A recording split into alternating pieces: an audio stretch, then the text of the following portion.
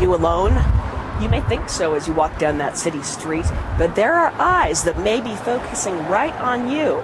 In the case of Ogden City, it may be the eyes of police. And if he were to mouse over one of these individual points, it will identify who that person is. There's a little brain center within Ogden City Police Headquarters that has a very wide scope. A few designated officers are watching what's happening on their city streets in real time. Do you even know all of the places you go in a day where you're on camera? Every convenience store, most of the retail stores in the malls, we don't have them here, but casinos. Most places you go have surveillance systems in place already. You are being watched. You are.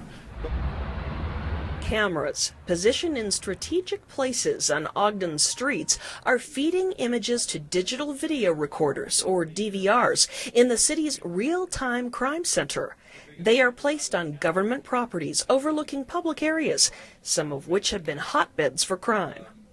You see 20 people in the intersection fighting, you should send a couple more cars down there.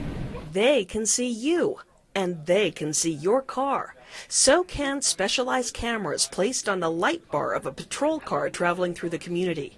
The cameras capture license plate numbers in fractions of a second, 1,000 license plates per hour.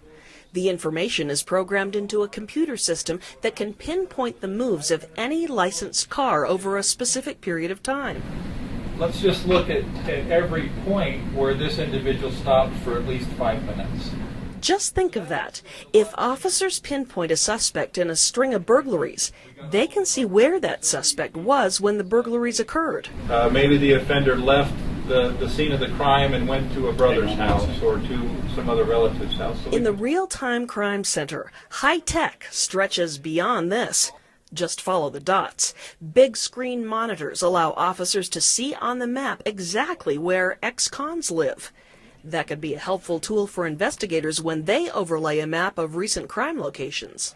And there's more thanks to social media. The Real-Time Crime Center can pick an address anywhere in the world and follow all tweets emerging from that location. Every tweet in a radius up to 15 miles from that selected spot. Amazing techniques, right? So wouldn't you expect an astronomical price tag? Ogden City has set up this real-time crime center, for the most part, with equipment they already had on hand. Using free software available online, they made the right connections to run a multi-level crime-fighting web.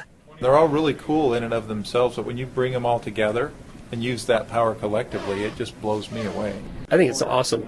I think it's really interesting to see how deep they can look into what's going on in the neighborhood. We built what we felt would service a community our size, a department our size. But if I was a smaller community, maybe I don't need a room. Maybe I just need a couple of computer screens at the shift commander's desk with some of the resources. We actually solved a burglary at this business using this technology.